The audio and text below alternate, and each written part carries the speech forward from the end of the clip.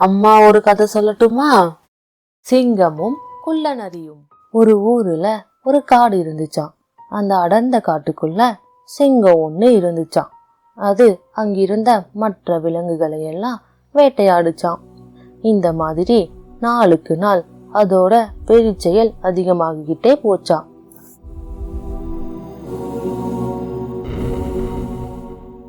இதுக்கு முடிவு கட்ட மற்ற விலங்குகள் எல்லாம் ஒன்னா சேர்ந்து ஒரு திட்டம் போட்டு அந்த சிங்கத்துக்கிட்ட போச்சிங்களாம். சிங்கமே, இந்த காட்டில் உள்ள விலங்குகளை எல்லாம் கண்டபடி வீணாக கொன்று கொண்டிருக்க வேண்டாம். இதனால் விரைவில் இந்த காட்டில் விலங்குகளே இல்லாமல் போய்விடும். தினமும் உனக்கு ஒரு விலங்கு இரையாக வரும். அதற்கு நாங்கள் ஏற்பாடு செய்கிறோம் என்று சொல்லிச்சிங்களாம். இதை கேட்ட சிங்கம் மகிழ்ச்சியாக சரி என்று ஒத்துக்கிச்சான். ஒரு நாள் நரி இரையாக வேண்டிய நாள் வந்துதாம். நரி ஒரு திட்டத்தோட சிங்கத்துக்கிட்ட போச்சாம்.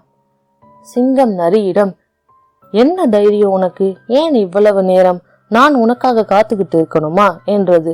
அதற்கு நரி, சிங்கராஜா, நான் நேரத்தோட தான் வந்துட்டு இருந்தேன். வர வழியில இன்னொரு சிங்கம் என்ன சாப்பிட பார்த்துச்சு. அப்போ இன்று நான் என் சிங்கராஜாவின் உணவு என்றேன். அதற்கு அந்த சிங்கம் உங்களை, ஓ சோம்பேறி சிங்கம்மா என்றது. இதை கேட்டதும் சிங்கத்திற்கு பயங்கர கோபம் வந்தது. நான் சோம்பேறியா? எங்கே அந்த சிங்கம் என்றது.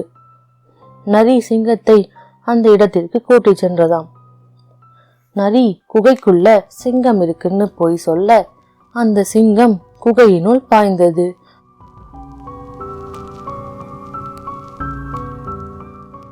அப்போ மற்ற விலங்குகள் எல்லாம் தங்கள் திட்டப்படி அந்த குகையை மூடிச்சுங்க.